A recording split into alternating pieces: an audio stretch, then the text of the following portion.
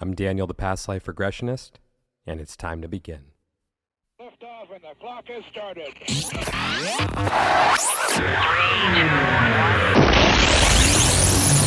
1. This is Timeless Spirituality.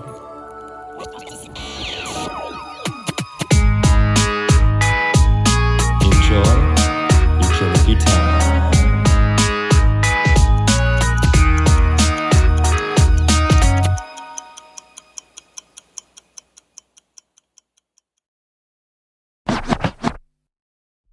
Hey everyone, welcome back to Timeless Spirituality.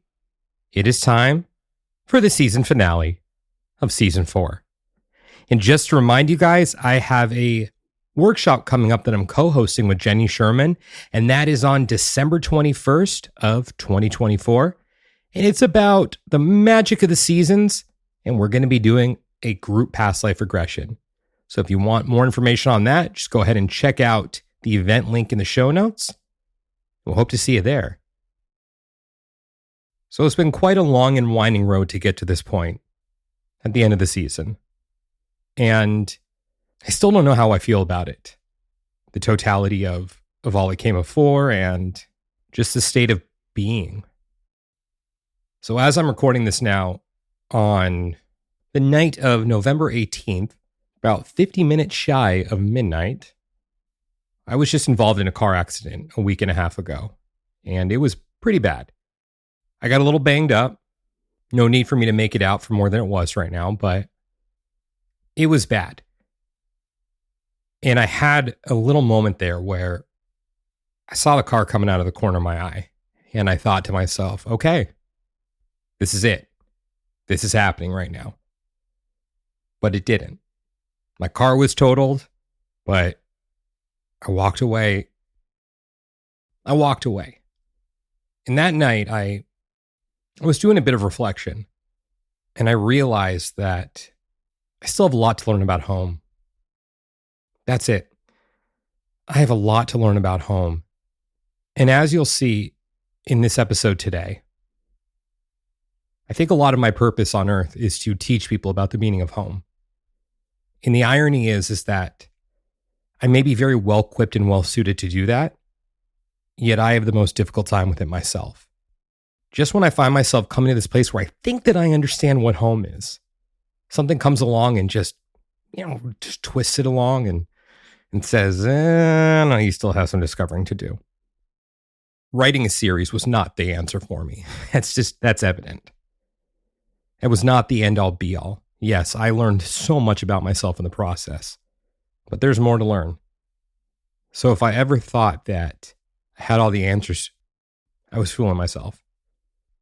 I think that question's going to be answered once I leave this place, which hopefully will be in a very long time. But until then, I'm excited to bring you guys season 5 and beyond. So with regards to the accident, I just want everyone who's listening right now who has a session coming up with me to know that if you have a session and I haven't reached out to you yet, we're still on schedule. If that changes for whatever reason, then, well, we'll talk about it. But everyone else has already been notified that I've had to reschedule with. It's all good. And yeah, guys, thank you. Thank you for being here on this journey with me, and cheers to the present. And before I do the sign off for my intro, I'm going to momentarily add Mind Reader to my arsenal. You ready for it? The accident? Not my fault. All caused by a driver who ran a red light. So kids, if you're listening, drive safe. So with all that said, if you would like to book a regression with me to discover who, when, and where you have been through that time, you can reach me on Instagram at The Past Life Regressionist or my website, thepastliferegressionist.com. And now, it's time to begin. Christine Rodriguez, host of Astrology Now. This is Astrology Now podcast. That's not correct. Not yesterday or tomorrow. It is, in fact, Astrology Now. That was a bad dad joke that I had there. Anyways, welcome back to Timeless Spirituality. I am super duper duper excited to have you here today because we're going to now bookend this season. You were in the first episode of season 4, and now you're going to be in the finale. And of course, you showed up there a couple episodes ago, just, to pop in. But welcome back for the bookend. How are you doing today? Thank you. Thank you so much for having me. And I am just so honored to be here. As I've mentioned many times, I've absolutely loved this series. And so to be included in it is such an honor and a privilege. And to help you kick it off and bookend it again, it tickles me. And this is by far my favorite episode, even though it is in the making, because I absolutely love astrology, and getting to put the events of your life to astrological terms is going to be extremely fun and rewarding for me. And so I'm just really looking forward to this segment. Yay. I know I said that at the end, but I'm just going to say it now. Yay. That's cool. Speaking of which, did you listen to the finale? Yeah. Yeah? How was it? Was it good? Are we recording right now? Yeah. Yeah. Did I listen to the finale and was it good? Was it good? Yeah, I loved it. I thought it was great. I don't know why my jaw is clenched like this. I don't know why I'm not moving my jaw. No, I thought it was great. I loved the finale. I thought it was awesome. Okay. Now we can talk about this episode. Yeah. So if that was the finale, what's this? Well, that was the finale of the story, the 5-part story. This is the finale of the season because wow. I could have planned a little better. I just thought it'd be cool to have some follow-up episodes after the story finale, because I really wanted this episode to be after the finale, because I just thought this was going to be the culmination. So with that, I probably should tell everyone what this is going to be. About 18 months ago, I called Christine up one day and I told her about the series. And I said, I want to do an episode where we do the astrology of the series. And she just was so excited about it. And we've been talking about it for the last year and a half. And I'm just pumped that we finally get to have this come to fruition. So I'm going to go ahead and talk about some of the events that happened throughout the course of the Mirror of Time Home series. And then I'm going to hand it over to Christine to talk about the astrology. I don't know, whatever she's going to bring up. The astrology's in her court. So do you want to say anything, or do you want to just jump in right now? Yeah, I mean, I think what I would add is that for people who are listening, who are like astrology curious, this is a really great way to apply astrological kind of like verbalizations to your own life, or to think about your own life astrologically as we kind of move through it, because I am going to be discussing things like Saturn opposing natal Saturn, or, Jupiter transiting the natal moon. And so if any of that makes sense to you as you kind of follow along, there actually may be lessons and tidbit for how astrology may impact an individual. So if that is something that you're interested in, this could also act as like an educational segment as well for the people who are coming to your podcast who are like maybe intermediate in astrology. It's probably not going to be, I'm going to try to break it down as easily as I can for the people who are listening. But again, for those of you who are listening, who do have a background in astrology, you may learn something here or there, which could be cool. I'm so excited for this. Me too. All right. Are you ready for the first? I am ready for the first, and I have been assigned not necessarily talking about things. So I'll refer to things as the first and the second and the third. So the first event is January 28th, 2023. Now, that's the first day I started writing the project. I think that that's probably the day that I came up with it. I can't imagine this is one of these things where I was thinking about it for a long time, although I could be wrong. But I'm curious to see what the astrology of the day was when I started writing the project. So what comes up on that day? Yeah, I love this question. So can I jump in really quick for one second? Yeah. So for anyone who is a beginner with astrology or unfamiliar with it, Christine's going to be specifically talking about my chart and how the planetary transits are interacting with my chart on that day. So even though the planets may be in the same position, well, they would be in the same position for you that day, but it would just have a different interaction with your chart because of the makeup of your chart. So if it doesn't match what was going on in your life at the time, that's why. Totally. Absolutely. 100%. Right? Like transits are always going to be completely specific to us. And so we are going to be discussing how the planets were influencing your specific birth chart. And the transits that we're talking about will happen for people, So for this first example that you're giving us, Rahu was transiting your moon. That's going to happen to everybody eventually, within the next couple of years. And you're having a Rahu Ketu return, which is something that happens specifically around your age. And so that's something that everyone will be kind of experiencing around your age. So it's definitely applicable, but as you said, the transits we're going to be discussing today are incredibly specific to you. But do you mind if I go ahead and kind of run with that in terms of the astrology? Run, sprint, whatever you want to do. Yeah. So talking about that, when Daniel was born, he was born with Rahu in the sign of Aries and Ketu in the sign of Libra between the 3rd and 9th house. Oh, sorry. So last. I'm sorry to kill your flow there. This is Vedic that Christina's doing right. So Rahu and Ketu are the north and south node. And so Rahu in the Vedic system of astrology is an insatiable desire. And it's essentially when we come into this world, it creates this magnetic pull towards various areas of life to ensure that a certain karma is created and attaches us to the material plane. That's the whole role of Rahu, is to keep us absorbed in material reality. So it can give us things like beauty or vehicles or luxuries or whatever it is that keeps us attached. Whereas Ketu, which is the south node in the Western system of astrology, K2 wants to separate us from material reality. So it can separate us from things. It can create a sort of distance, but it's also very spiritualizing, and it can give a lot of spiritual insight. And, K2 can kind of create this expansive, unbounded quality as well. K2 doesn't completely deplete us of worldly pleasures, but it is constantly wanting to seek God, and you don't need anything in material reality to seek God. So those are the two polarities that we're talking about with Rahu and Ketu. And so for Daniel, Rahu is placed in his 3rd house. And I always think of the 3rd house as the stage in astrology. It is where people go to perform music or to perform poetry or even be on stage as a musician.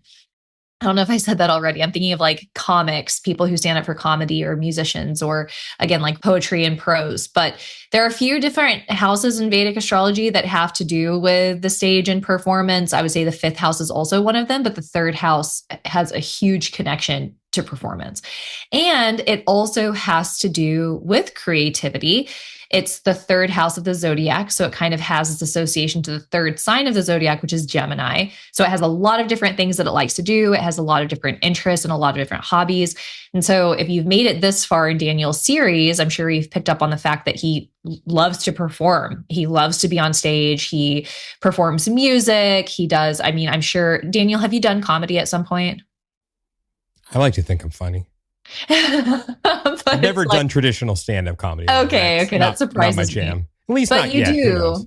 You get up in front of people and you perform all the time, and you love that. And that's like what you're like in your happy place when you're performing. Yeah. And that's what the 3rd house is. And it's also the house of courage and bravery, because you need a lot of courage and bravery to perform. Again, the 3rd house has to do with like publishing, and it has to do with media and creativity. So for Daniel to have this big project that he started while he's having a Rahu return in the 3rd house of all of the things that we just discussed, it makes complete sense. He's telling a story, he's broadcasting it to the world, and he also even implements his own music into it. And so everybody has heard of the Saturn return. All of us have a Saturn return, around 28 to 30 approximately. We have planetary returns for every single planet in our birth chart. We have Mercury returns, solar returns, Jupiter returns. The Rahu Ketu return is a very karmic time. It's an incredibly karmic moment in time, because the karmic nodes represent karma. And for Daniel, it was this return of karma to the third house of all of the things we just spent time describing. And then also the ninth house, which is teaching and sharing. It has to do with philosophy and spirituality. And so maybe Daniel can speak to this, but it could have also impacted one's, again, like philosophical belief system or religious belief system too. The other thing that I'm noticing on this day that I thought was really fascinating is that you're having the Rahu Ketu return, but your moon is also returning. You're having a lunar return, which happens like once a month.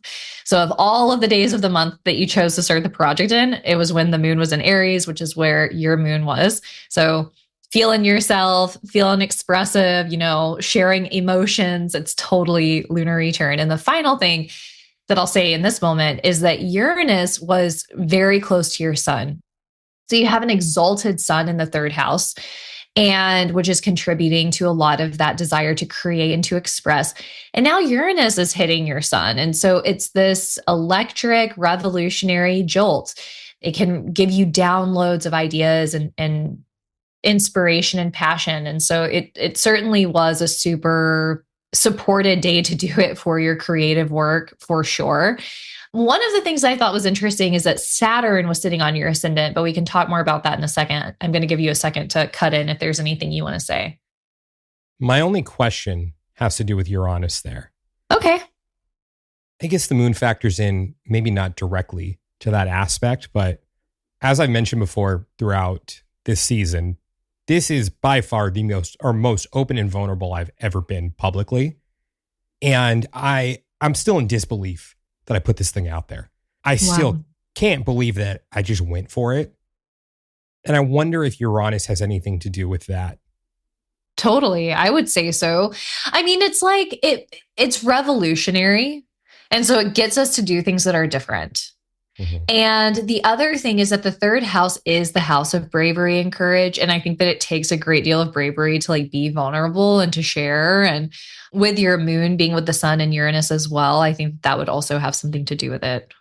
Like on the day, right? Because the moon is only there for a brief period of time. Yeah.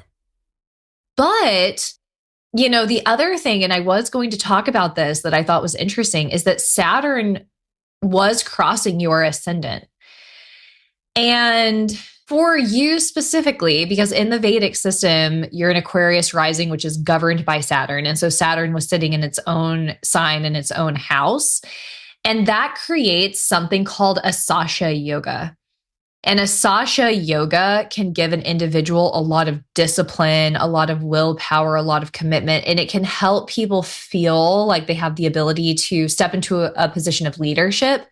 And so those qualities could have also contributed to that, just like, for lack of better words, like vote of confidence for you to feel confident moving forward. So is that the meaning of having Saturn crossing the ascendant? Not for everybody. Gotcha. Right. For you, because Saturn enjoys being an Aquarius, it creates a specific yoga. But if someone were an Aries ascendant and Saturn crosses Aries, then Saturn is debilitated. So it's a totally different energy. Aquarius, best of the rising signs. That's a fact. That's what they say. That's what they say. So I guess you could say maybe it was written in the stars that I was to start a project that day. Now, here's what's also coming up for me right now. There is almost a disappointment that I'm feeling because Saturn comes to that place approximately every 28 to 30 years. So it's going to be another, that's how long it's going to be until I'm going to have Saturn crossing my ascendant again. Okay. So I think there's this disappointment, and it irks me to say it. But I'm like, this was it. I have this placement or this transit that's giving me all this confidence, and I used it for this. Oh my goodness! I'm being honest right now. I know that that's ridiculous because the amount of personal growth that came from this, totally, it can't be measured, and I'm so proud of myself for doing it. But I almost feel like it's a missed opportunity. People often feel that way about things, and that's why following astrology is so important, so that when you know that you're having a certain transit, you take complete advantage of it, Mm-hmm.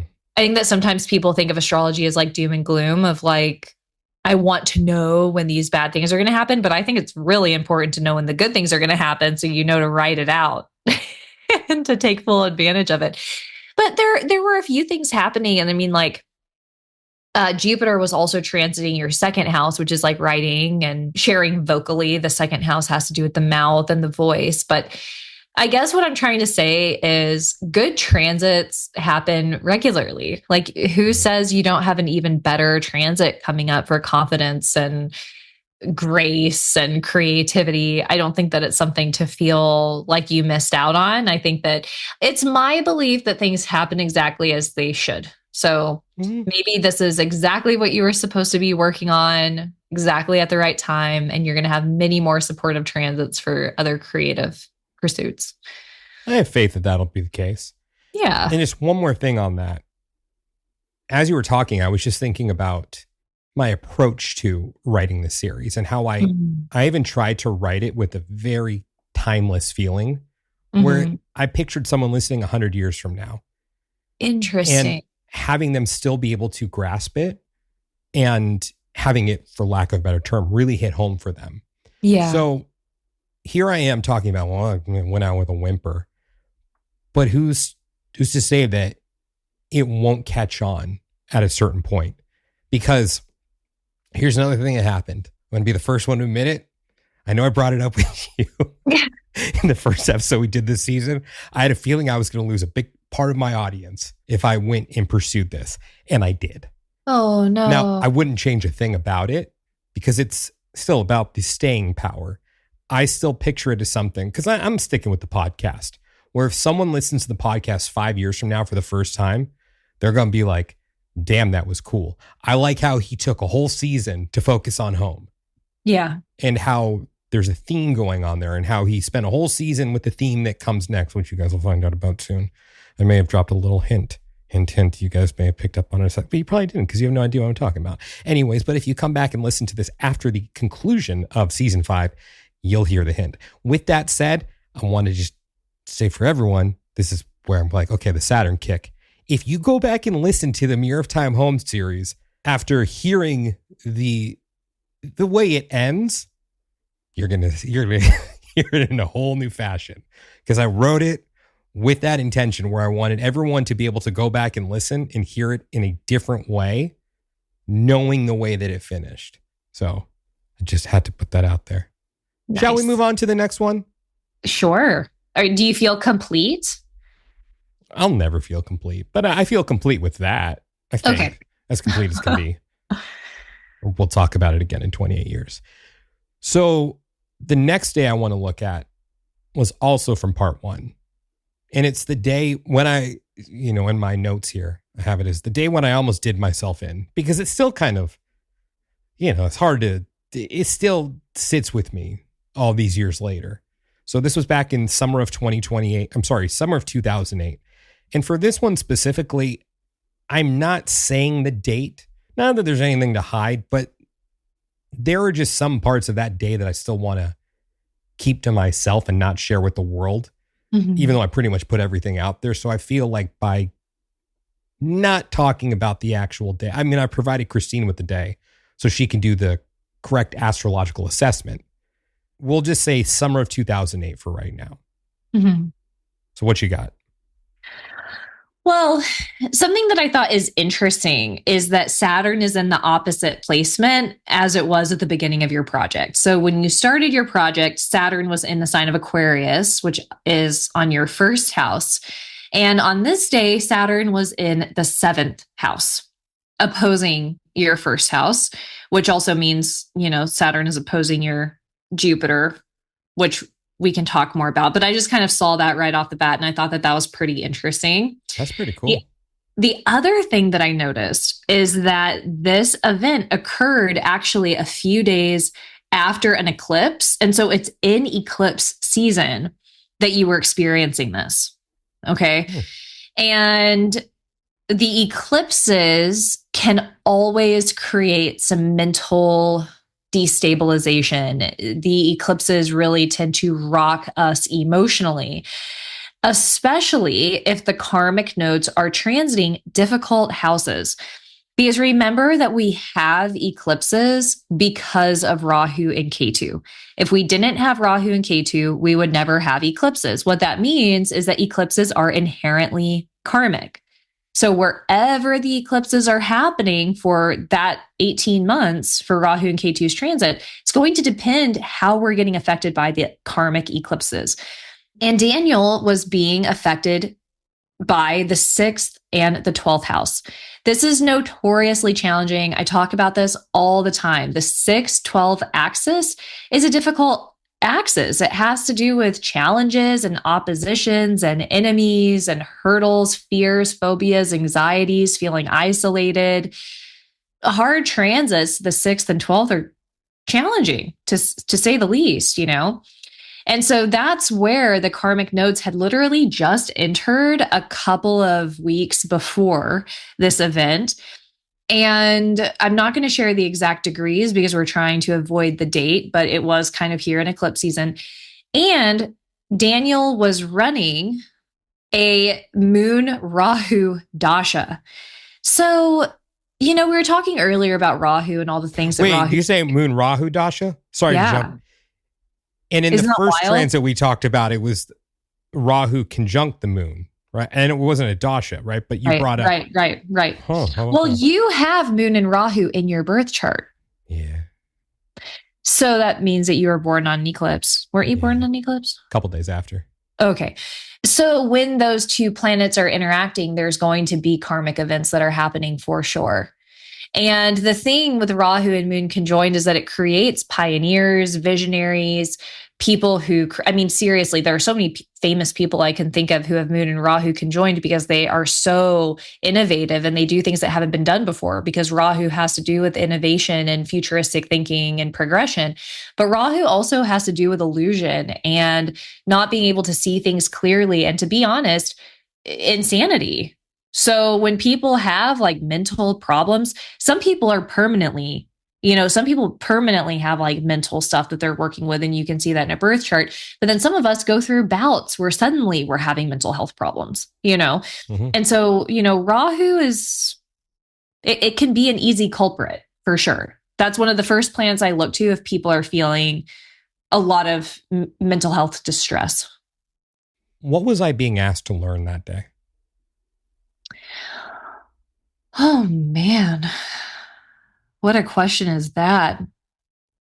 I don't want to say anything else about like where the moon was because that gives insight into the day that well, you said summer. Yeah.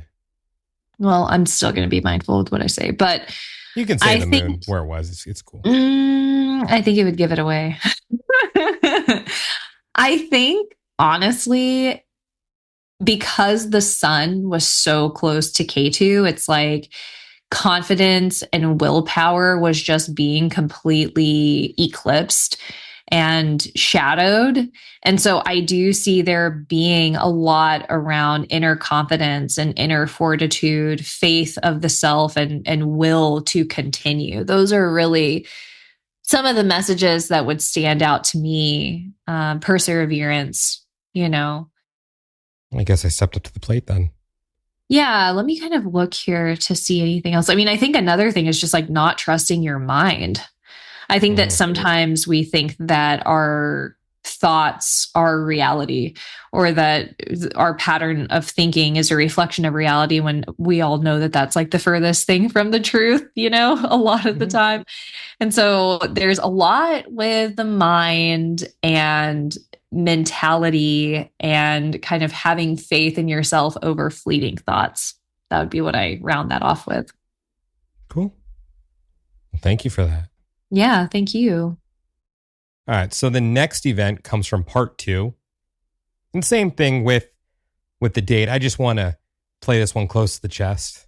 Okay. Just to keep that for myself, but I've provided Christine with the date. So this is the day when the yogurt shop closed. So interesting. It was a very sad day for me. This is so fascinating. So first and foremost, Mercury was debilitated in your second house. And the second house has to do with the mouth and tasting and food. so wild that there was just like a debilitated planet in the second, inhibiting you from tasting delicious treats. And the other things I think about is like Venus. Venus is luxury and nice things and what makes us feel good, like creature comforts. Venus was within a few degrees of K2. So Venus was being eclipsed. And then Jupiter, which is the planet of happiness and optimism, was also within a few degrees of Rahu. So it was being eclipsed. So it was like both of the planets that I would associate with eating sweets and decadent were like, getting pulled into the void by the karmic nodes. And then you had that afflicted second house. So it just like was not a time for delights for you, for sure. What was the lesson for me to learn on that fateful day? Oh my gosh. I don't even know. Let me see. I mean, I really think that the K2 and Venus is really significant because K2, again, it separates us from material reality to focus on God. And so maybe it is like, hey, Daniel, like, are you too attached to sweets? Yes. Are you too attached to food? Is it steering you away from your spiritual practices? I don't think it steered me away from my spiritual practices. I oftentimes after sessions, I go and get Did yogurt. Taking 2 trips to the yogurt shop distract you from your daily meditations? Do you remember where I was going to and coming from when I would go to the yogurt shop twice a day? I was going to my astrology class. I know. Yeah, so it didn't take me away from it. Okay. Could I have spent that time doing other things? Yeah. But I just say that it wasn't taking me away from because when it reopened, everyone go check out part 2 because, oh my God, what a day that was. When it reopened, it was like everything, the lilies were singing and never mind. I already described it. I think honestly, there is like some sort of attachment to like comfort and food and like inner fulfillment. And the universe was trying to help you learn how not to seek external comfort through yogurt. Wow. I guess I'm just going to put it bluntly. What? You're going to have to find another way because it didn't work. You prevailed. This is a really funny chart. I mean, I know it was really sad for you, but in hindsight, I just think it's like so obvious. Like if you had given me all of these charts and asked me which one would have been the yogurt shop and I didn't know what any of them were, I would have been able to figure this out. You can't write this shit. It's Seriously. So funny. And I swear no one would believe me if I told them how sad I was that day. I was so totally sad. Well, Venus for you governs the 4th house of happiness and inner fulfillment.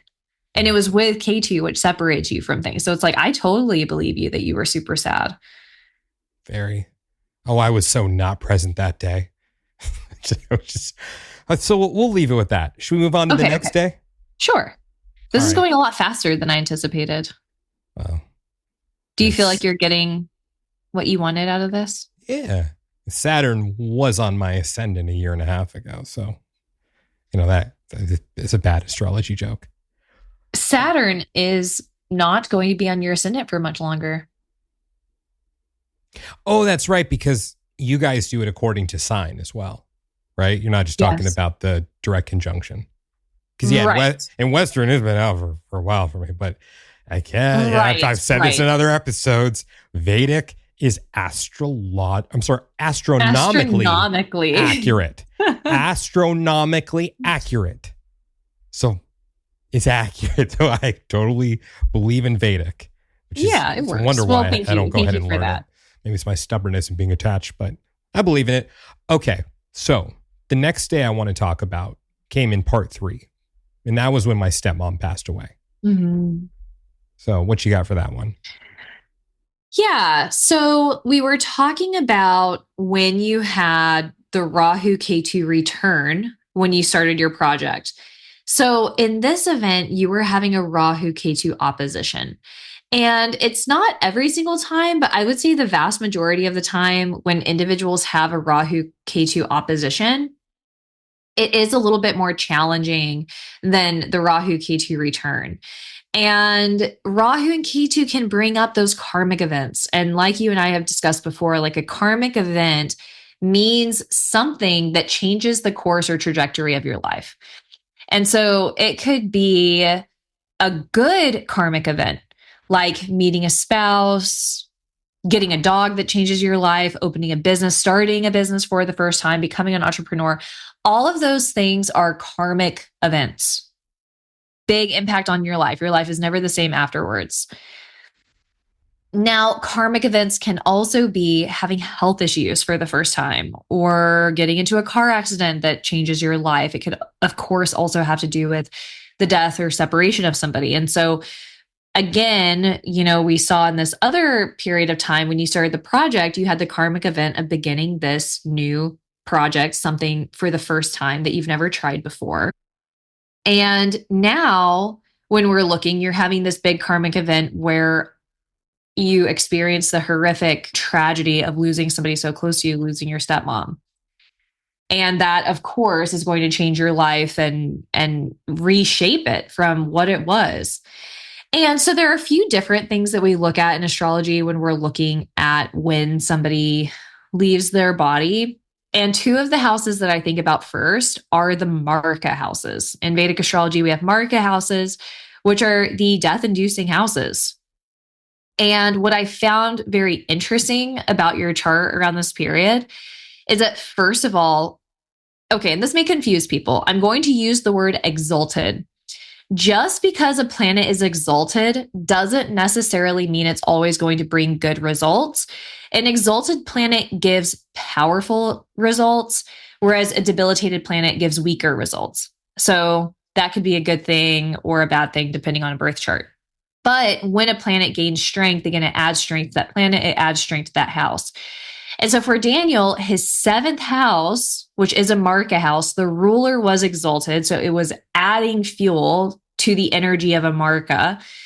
And then he had an exalted Venus in his second house. So again, it's adding this fuel and energy to a Marka house.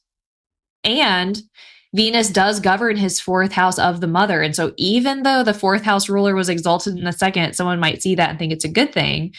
It actually, contributed to this terrible experience that Daniel went through. The other thing that I wanted to point out is that Saturn and Rahu were conjoined for this period. And I've been saying this on my own podcast, Astrology Now, for a while, is that Saturn and Rahu, when they come together, I know a lot of people have this combination. So it's going to influence each chart differently. But when it happens in the night sky, it can cause really big events to occur on an individual level as well as on a personal level. And we have one of these big conjunctions coming up between late March and late May. And I've been telling everyone to be watching out around this period of time because there can be like assaults and violence. So, that's just kind of setting the tone here. Daniel had Saturn and Rahu conjoined on that day that his stepmom passed away, and Saturn was also exalted. So the sun was exalted, Venus was exalted, Saturn was exalted. It's like there's so much of this intense planetary energy.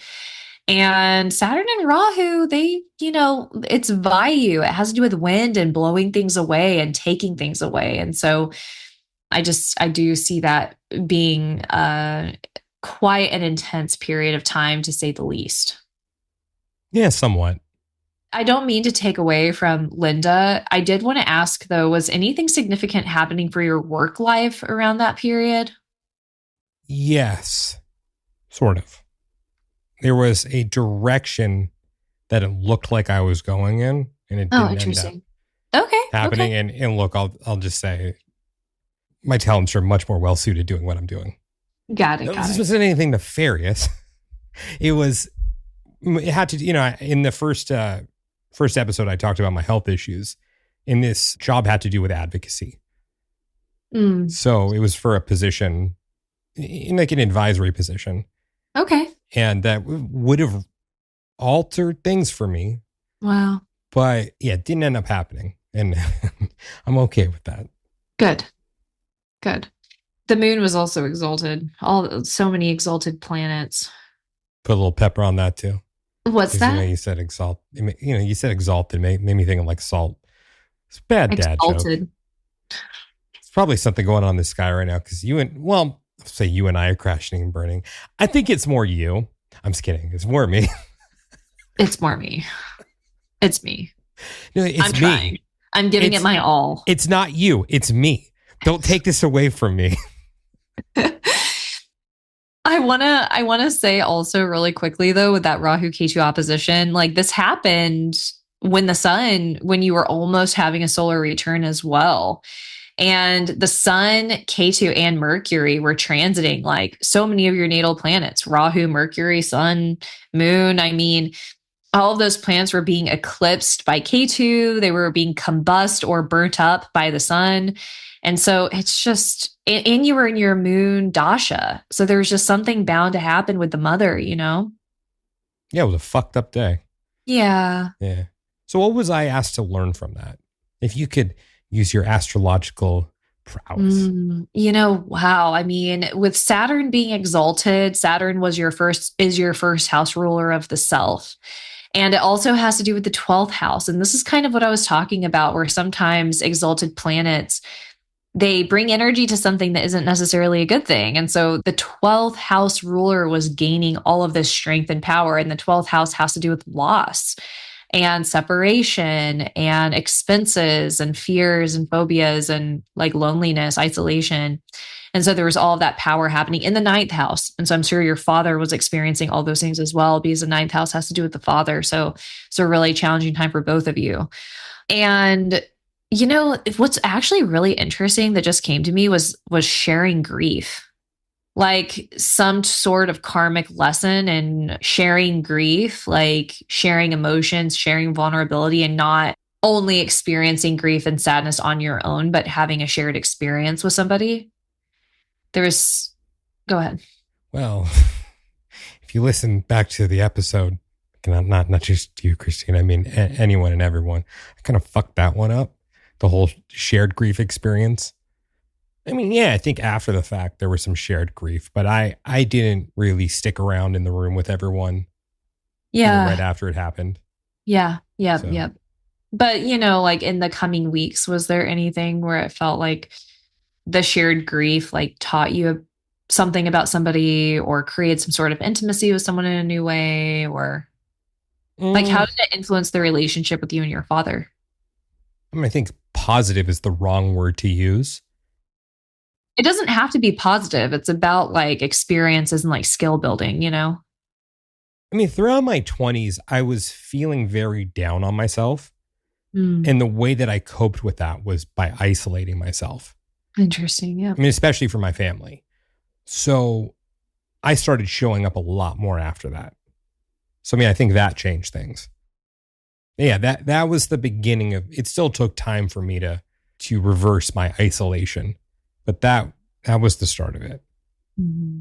Do you think you started being more expressive after that? Was there something about that moment that made you feel more like you need to share your art or your poetry or writing? Yeah, it was my speech at her funeral. So that kind of kicked things off? I mean, I was already performing. Right. But what that day showed me was, look, I was always me. I mean, I think I've talked about this on other episodes.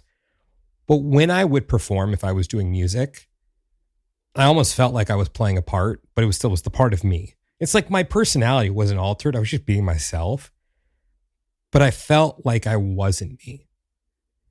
And I became very comfortable with that because it's like, even in performing music, there was a lot of vulnerability that I would express through songs that I wrote. But it was so uncomfortable for me that I tricked myself into thinking that I was just playing this part. And therefore, it's like, yeah, I was being vulnerable, but I really wasn't. It wasn't really vulnerability because I wasn't me. But when I spoke at her funeral, I mean, everyone loved Linda, everyone who met her. So there was over 400 people there. And I didn't play any part that day. I mean, I was still me, just like every other performance. But I was also telling myself, this is me. Mm-hmm. Like, I'm not up here I'm not going to write anything off that I'm saying. It's like, or pass it off like, oh no, she's saying that for, to spice things up right now. No, I mean, everything I said was genuine and real. And I had no facade to hide behind. So what that showed me was that I could move people being me. It's just like I talked about in that episode where I introduced this theme of a happy face. And that's the way that everyone remembered Linda after.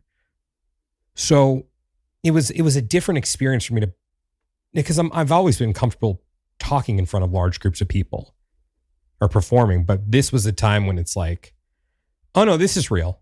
This is real life right now.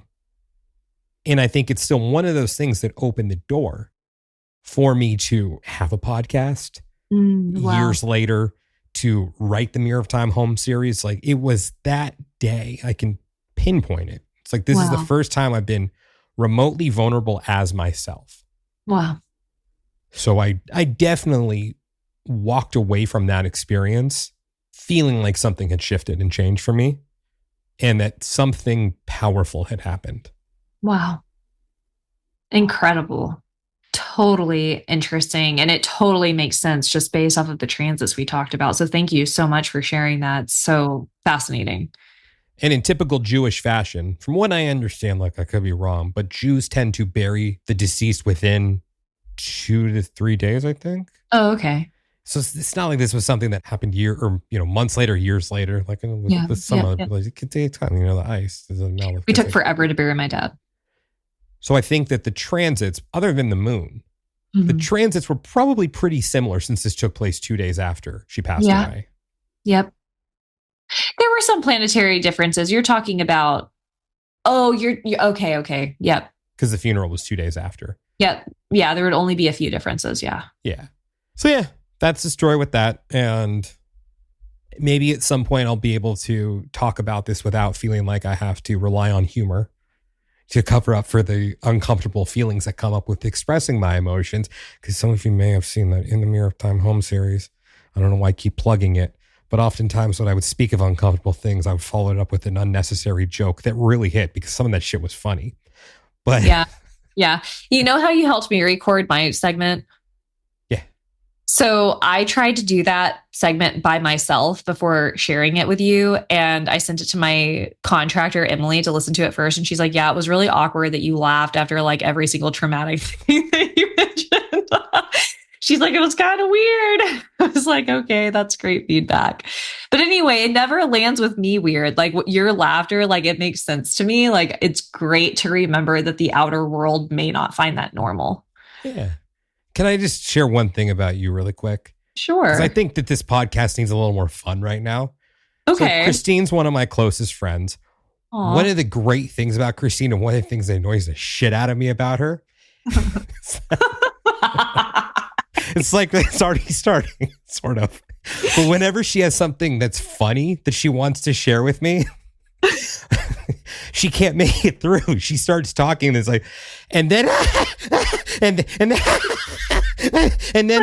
the ice cream. I have a joke. I'm gonna try not to laugh. Yeah, she can never make it through. It's very endearing. But I'm like, I don't know if it's funny or not because you're not making it through the sentence. Well, it's always really funny when I finally tell you and you don't think it's funny. Well, it may have been funny. It could have been funny if I had delivered it, but I couldn't.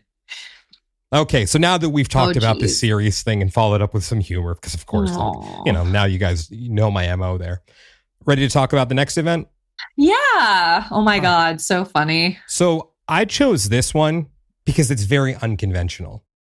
There are many other events that I could have picked from the 4th episode in the Mirror of Time home series. Got to keep plugging it. So the event that I chose to elaborate on for the Mirror of Time generations was the day when I failed my driving test on my 16th birthday. Mm-hmm. So what you got, Star Lady? Yeah. First of all, this event happened years before your stepmom passed away, right? Yes. So what I think is so interesting about this is that Jupiter was almost in the exact same degree of both of these events, even though they happened years apart. When your stepmom passed away, Jupiter was at 20 degrees of Gemini. And when you failed your first license test, Jupiter was at 18 degrees of Gemini. It's just interesting because it was like several years. It wasn't even close. Yeah, it was 12. She passed away 12 years after that. And her and my which dad, makes sense. Yeah, her and my dad got married about a month after I failed my driving test. So Jupiter would have pretty much been at the same position then, right? Jeez. I mean, that is so fascinating that they got married when Jupiter was in Gemini. She passed away when Jupiter was in Gemini. Yeah. It's so fascinating. Yeah. Gemini is a tough sign. Like there's a tough nakshatra. Ardra can be really hard. That's where Jupiter was. Ardra is the storm god. So in Vedic astrology, we have the signs and then we have the nakshatras. And there are 27 nakshatras. And each nakshatra, you can edit that. Oh, I'm leaving that one. Then. Jeez. Each nakshatra. Why is this happening? Nakshatra. So we have the 12 zodiac signs, and then we have the 27 nakshatras. And each nakshatra has its own deity, its own planetary ruler, and its own story, giving its significance. And so that's why you can have, two friends with the moon in Aries, and they act totally different because there are 3 different nakshatras in Aries. Or someone could have the moon in Gemini, and there are 3 different nakshatras in Gemini. So it really does help us zoom in and specify just how an individual is going to operate. And most importantly, different life events that an individual is going to experience. It's so incredibly fascinating how nakshatras are associated different life events. And so again, Ardra, like we were talking about, is this nakshatra that is challenging, and it is a nakshatra associated with like demolition and challenging events. And I do want to say that by the time that the nakshatra was different for your license exam and when your stepmom passed away, both, Jupiter was in Gemini both times, different nakshatras. Anyway, carrying on from that. So when I think about vehicles in Vedic astrology, I think about the 4th house. The 4th house has to do with home, land, real estate, and it also has to do with things like fixed assets or bigger assets like a boat or a vehicle.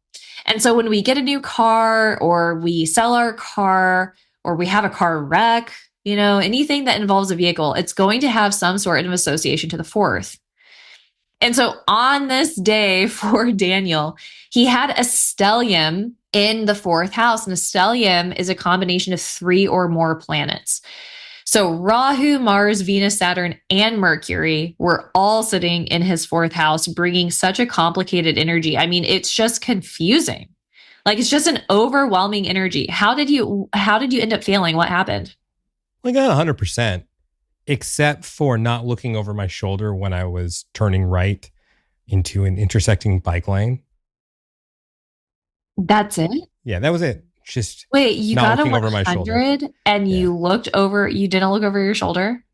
That's what the mean driving instructor said. And wow.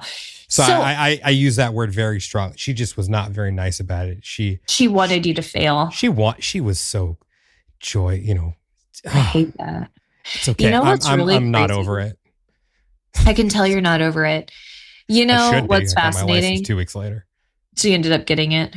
Yeah, I passed with flying colors. I met this 17-year-old boy in the rock gym recently, and he like imprinted on me and my partner, and he was like following us around and like wanting to be friends with us, and it was really funny and endearing. He was like a great kid. And like towards the end of our session, we're like, all right, bye. And he's like, all right, I'm just going to wait for my dad to come pick me up. And I was like, oh, you're not driving yet? And he's like, oh, I just failed my driver's test. And I asked him how he failed, and he failed by turning right, but in the left lane. It's like instead. Are you trying to? No. I mean, have you ever been driving with multiple lanes going in one direction? Yeah. Like imagine a road where there are 3 lanes and they're all going in one way. It's not like he was driving in the opposite way, but he was 2 lanes over and he turned right instead of getting into like the shoulder lane to turn. And then I kind of looked at him. He was like, yeah. Sorry, now I'm doing it. He said, yeah. She said it's more common than you think. That's like the number one reason why people fail. And I was like, really? Look, I'm not the arbiter of these things, but I think that should be a fail. If you turn right from the left lane, you got to go across those lanes. Aww, and you should be looking over your shoulder if you do that. If you're in like an 18-wheeler, it's okay. I don't think it's okay if you do it with an 8. Well, oh yeah, because you got to. You have to because of the wide turn. Yeah, you're right. So maybe he had seen something like that, and so I'm trying to be graceful. Watching Lethal Weapon one too many times. So funny. Hey, why are all of these your birthday month? Like almost. I don't do well with birthdays. Maybe not. I'm lying. No, well, except for the yoga. Yeah, yeah. It's only 2 of the 5, which is still a high percentage. So what would you say the lesson was for me to learn on that day? Well, what I think is interesting is actually there is this notion of like a hidden enemy. And so that person probably did have something against you for some reason, like the test person. Mm-hmm. Saturn was actually sitting directly on your Venus. And so it was like the delay. Like Venus governs your 4th house. So Venus has to do with like cars and real estate and all that. Like we've been talking about the mother and her happiness. And so on that day, Saturn was literally sitting directly on Venus. And so it caused a delay and a hindrance. Does that make sense? Yeah. To the degree. Pluto was aspecting Mars to the degree as well. Pluto was at 23 degrees and Mars was at 23 degrees. And that Pluto is like power. So it's like a power struggle. We can get to the lesson in a second. I'm just pointing out some other things I'm noticing. I mean, it's funny that you bring up the power struggle because I even wrote about this in the piece. Geez. That's what it felt like to me. I mean, Pluto was literally right opposed from Mars to the degree. So this was someone I had never met before. Uh-huh. And I'm usually a very nice person when I meet someone for the first time. Uh-huh. I mean, I'm just usually nice anyways, unless you've royally pissed me off. Yeah. And really pushed my buttons. I'm a very kind person. Totally. 100%. But when you get your buttons pushed, that's a different story. Yeah. And with that, I was going to be on my best behavior with the person doing the driving test. I would not go into that being a jerk. No, I would do nothing to risk not getting my license. Totally. So what that all felt like to me, and the thing that I did write about, was it felt like this was someone who had no power in their life or felt like they had no power. And this made this person feel powerful. That was like the feeling I got from it, is this was a power trip, because the glee on her face when she told me that I got an automatic fail. Dude. It wasn't, it was this thing of, I have the power to take this away from you. Gross. So that's what the lesson was around. I'm not sure what you did with that or how you, what's the word that I'm looking for? Like assimilated that or how you integrated the experience. But there's something around like people who are abusing power and your relationship to those individuals and how you like handle the experiences in the face of someone abusing power or. Well, I don't know if this was the takeaway for me at the time, but it's looking back on many events where I've had to face delays. Yeah, for sure. And as I'm 38 now and looking back on all these events, I see that it's built character and strength because it's really instilled a sense of patience in me. And that just because something doesn't happen right away doesn't mean that it's not going to happen. So even to link it to the podcast in the series, I have this feeling like this podcast should be bigger than it is. And I still had this feeling that if I pursued this course with this season, that the audience would drop off. But it was my overall patience that allowed me to do it, because I said, you know what? I could really lose a good chunk of the audience, but I do have faith that if I stick with this, it's all going to pay off in the end. So there will be those momentary setbacks, but it's about the totality. It's not just about the 9 months that I've done this season. It's the totality. So it's really slow and steady wins the race. And I think that even with that placement in Vedic, because that would have been in Taurus at the time, correct? All of those planets would have been in Taurus. Right. And one of the main things for Taurus is slow and steady wins the race. Totally. So I think that that's what it really taught me. Like, again, it's not the way I saw things that day. And it's interesting that you brought up my stepmom passing away almost to the degree of Jupiter 12 years later, because that day felt like someone had died. Well, and it was shocking. Oh, yeah. And Very so Uranus was at 4 degrees of Aquarius, which was right on your ascendant. So your ascendant in the Vedic system is at 4 degrees of Aquarius. Mm-hmm. And on this day, Uranus was right on your ascendant degree. So it's that sudden, shocking, jolting effect of just like, what happened? Yes, it was a big surprise. Because my mom took me to get my license. Uh-huh. And when I called my dad, he called on like when my mom and I were driving home. Of course, I was sitting in the passenger seat because I'm not going to drive with my mom, like if I don't have my license, which doesn't make sense now that I'm saying it out loud because I would have to drive back with her anyways. But of course, I put the seat back, just crushed, like laying there like, I didn't get my license. So when he called to congratulate me, he didn't believe me when I told him that I didn't get it. He's like, no, get it. You're just, because that's some of the stuff I would do sometimes. Totally. Like I would say, I play something really drab and it's like, nope, just kidding. I got it. Yep. But he didn't believe me. And then finally I say, Mom, tell him. And she's like, he didn't get it. So it was very shocking because I was a really good driver. I still am. But, but it's one of those things where even, not to toot my own horn, but people who drive with me say, I feel comfortable driving with you. I've heard this so many times where it's like, I don't need to worry about anything if you're driving. You've got it. We're with, I say everyone, but lots of people you drive with them. You don't think you're going to make it out alive. But this is something that, I pride myself on being a good driver, having the natural instinct I'm a good to be driver like, too. Not make a right turn from a left lane or any of those things. Right. Like he was 17, he made a mistake. It's a good thing no one else was there because that probably would have killed them or they would have T-boned him. I know. But it didn't happen. So he learned, hopefully.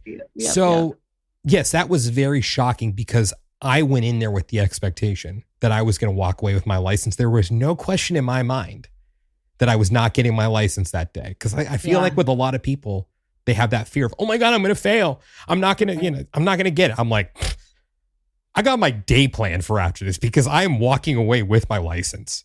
Totally. So I was very shocked when I didn't get it. I was just, jeez, tragedy. But you got it. All is well that ends well. Like you said, slow and steady wins the race. Yeah. And of course I went to get yogurt 2 weeks later when I got my license. So, all right. Are you ready to move on to the next? Yeah. The final one. The final one. So the final one that I chose was the day I said goodbye to my childhood home. And that's from part 5. Oh, wow. Daniel, I just realized something really weird. What's that? You remember how I was talking about with your stepmom passing away, how Venus was exalted and it was in the 2nd house, which has to do with like, it's a mark, a house of death and passing. And the 4th house has to do with like home, land, real estate, and the mother. Mm-hmm. Venus was exalted on this day also. Really? And instead of having the Rahu Ketu opposition, you were having a Rahu Ketu return. Very interesting.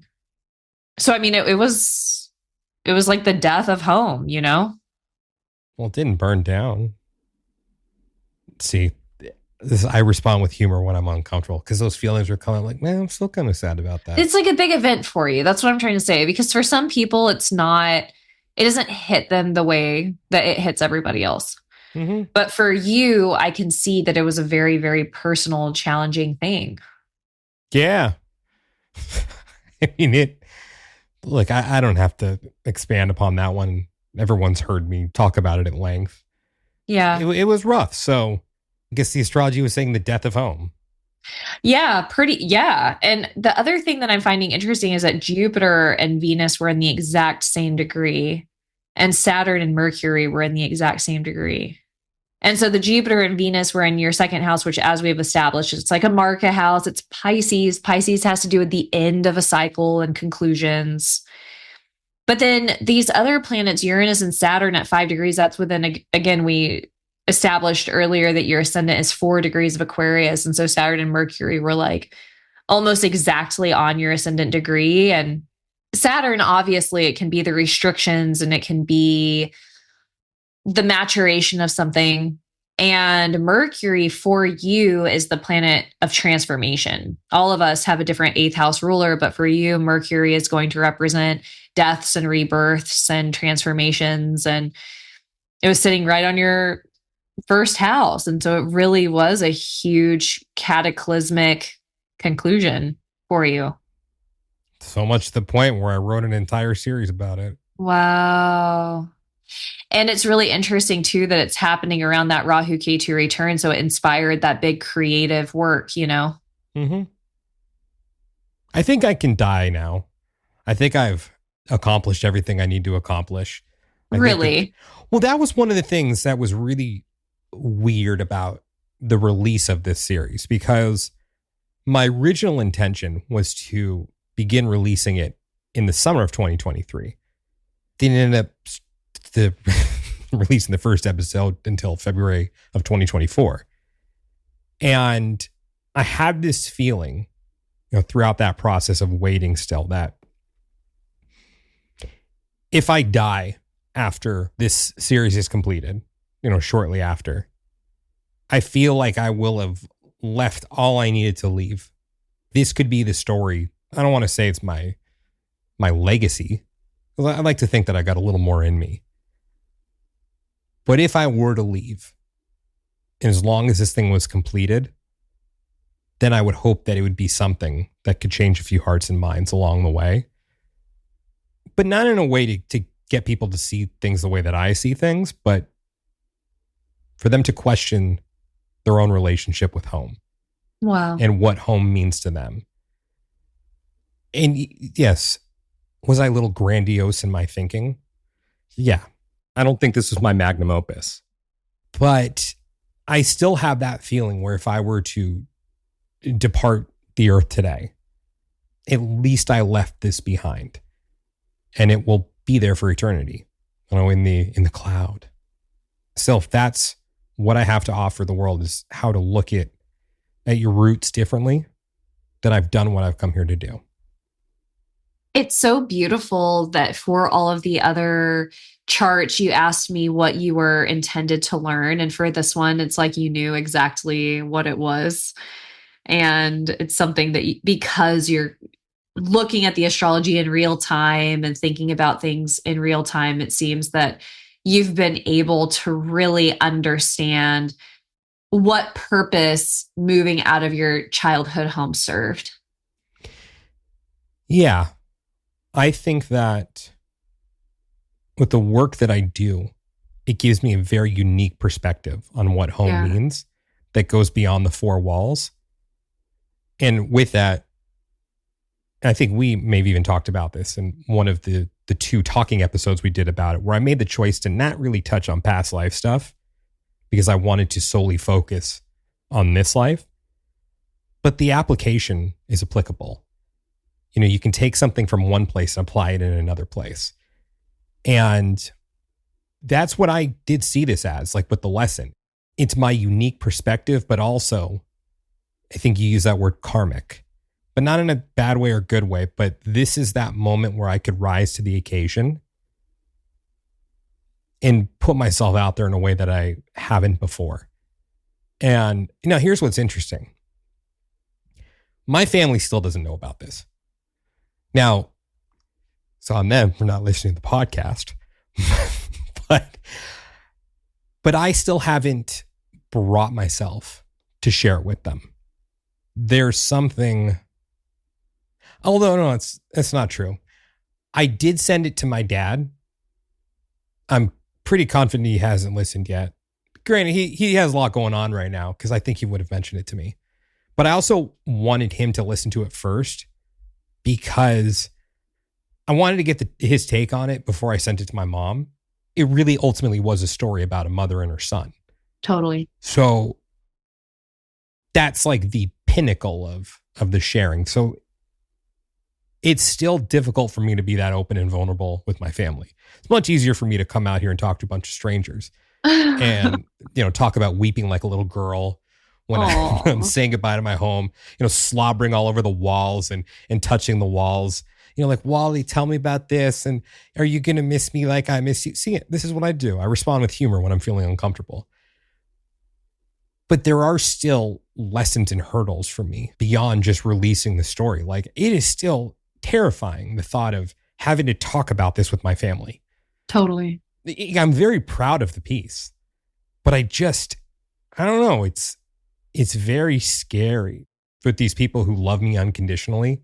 Yeah. Just this fear of, the fuck are they going to think when they hear me talking about all this and just being myself? I really should share it with my mom.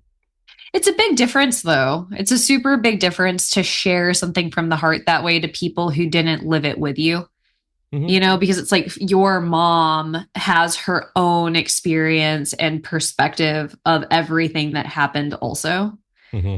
And so it's such a different experience for her to have her experience of everything running parallel to your experience and to hold it and to integrate it and process it that way. And then, of course, she also has certain feelings towards you because you're her child and she hopes and wishes for you to have certain experiences. Mm-hmm. It's not as complicated for strangers. It's like they're just hearing you tell a story, So I think it makes a lot of sense as to why it's different to share with everyone listening than it is the people who experienced it with you, And one of the things that's been difficult for me is, yes, there have been a handful of people that have reached out to me and talked about how the series touched them. And it means so much to me when I get those messages. But there's this part of me that still feels like a hurt child for not getting, I'm going to use the word more validation. And that's still something I'm struggling with because I keep telling myself, what the fuck is wrong with you? What the fuck is wrong with you? Why do you need this validation? Because even as I was saying before, I feel like I could leave now. Like, I've done my part. Shouldn't that fucking be enough that I've written this thing that's even had an impact on one person? That should be enough for me. I'd like to think that it is, but I have to really look at the fact that I still want more. And then the question becomes, did I do this for all the right reasons? Because if I'm still struggling with not having more people reach out to me, I don't know. What do you think? Yeah, I think that so much of that is for you to figure out for yourself. I think that's really difficult to speak to it completely because it's such a personal thing and it has so much to do with how you experience your own reality and your own creative work and process, But mm-hmm. I think that ultimately what always comes to mind is, so much of my perspective of the world is shaped by the Bhagavad Gita. And in the Bhagavad Gita, it talks about how when we have a dharma, which is a mission, it's something that we are here to do and uphold because it upholds greater society, for lack of better phrasing, for sake of time. And when we have a dharma, it's more important to pay attention to the action than the fruits of action. And so it's not about the reward of anything. It's about the action of performing our dharma. And so for me, if I perceive my dharma as being astrology, it doesn't matter who's listening or what type of validation I get or what I create or what I do or whatever. What matters is that I do astrology. And so even with parenting, people get so caught up in, oh my God, how is my kid going to turn out? Don't focus on how your kid's going to turn out. Focus on how you can show up as the best parent right now in every action. Focus on the present and the quality of the present. And that's really falling in fluid dharma. And so I think about that in most situations. And so for you in this, it sounds like that this was a creative work that came from the heart that you felt like needed to live and survive. And I would just find peace in the fact that you created it and put it together. And in the future, who knows what you do with it? It's like you could put it into an online book and compile the audio files and sell it as a book. So it's like there are so many things that you can do from here to like build and grow it. And that doesn't mean that there aren't other big creative projects in store also. But I think that like for you in your life with the placement of your Rahu, it's like creating is a huge part of your karma. And it's not about the validation. You know, creativity is about the practice and the act of creation. I need to be okay with the fact that I grew from the experience and I enjoyed it. I love writing. There is just something so thrilling about how do I take these nonfiction moments and make it exciting? Yeah. And that's thrilling for me. And thank you for the messages, those who reached out. Well, it's not me like, let's say, giving an invitation to anyone else. But of course, if you want to reach out, I'm not going to say no. Because I still do crave it. I'm working on it. But this feels like such a good bookend to this series. You know, it feels like a very full circle moment because, like I mentioned earlier, I had you on the first episode of the season, and now we're wrapping it up with Christine Rodriguez of Astrology Now podcast. I'm happy with it. Of course, there are things that I wish I would have done a little different, but it happened how it was supposed to happen.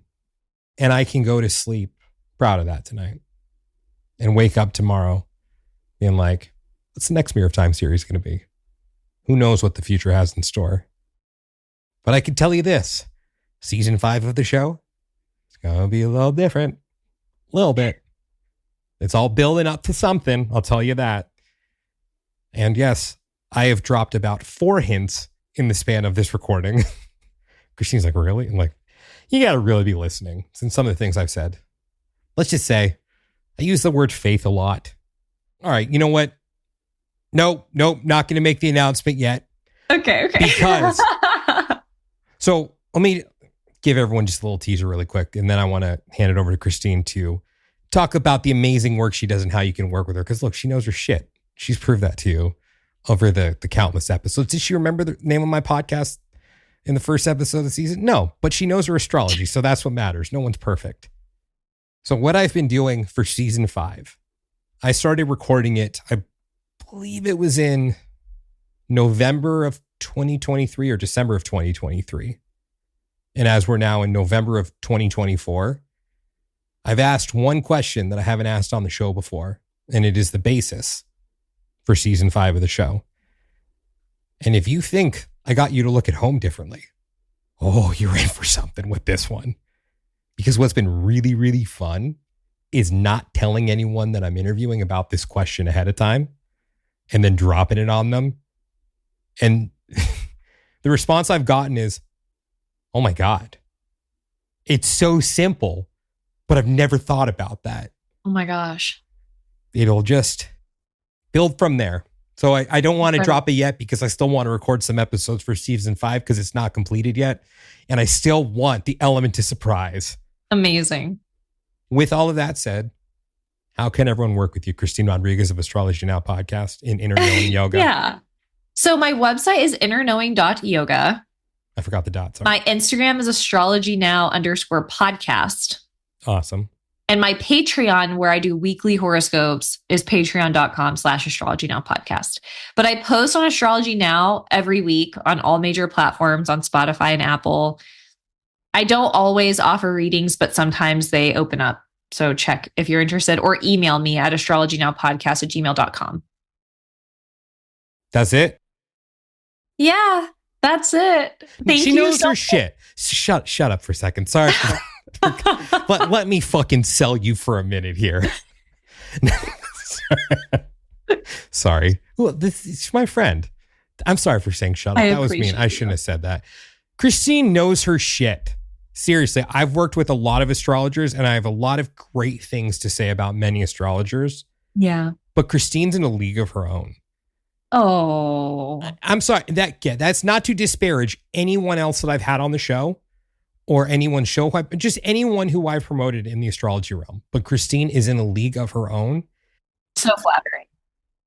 There is something very unique about Vedic astrology. and the Yes. astronomical accuracy, and to the degree and level of which Christine can make predictions is something. That's all I have to say. And I know a lot of people that have worked with her and they love her, and some that told me, how did she call that? Years Aw, out, Christine called it, and she's good. thank you. Yeah, so keep an eye on her for when she opens up more readings, because seriously, it's well worth it. Thank you. Thank you for being so sweet and so generous. I've had really incredible teachers. I do make mistakes all the time, but I appreciate you being so sweet and supportive. And I didn't say you were perfect. no, I'm definitely not. But I do love astrology, and I do try to put a lot of energy and effort into my clients. So thank you so much. And Vedic astrology is incredible, and it is from India. It's a sister science to Ayurveda and yoga. And so if you're interested in Ayurveda and yoga, like doing yoga postures, the asana, Vedic astrology is a sister science to that. And they're all intended to be used together to support the path of self-realization. And so it's not just one tool, it's actually interconnected to all these other tools to support a life of mindfulness and consciousness and meaning. And it is incredibly significant. And I feel so fortunate that I've gotten to learn in this lifetime. Well, thank you for coming on. Thank you for being a good friend. And as you know, I like to finish these by saying, yay! Yay!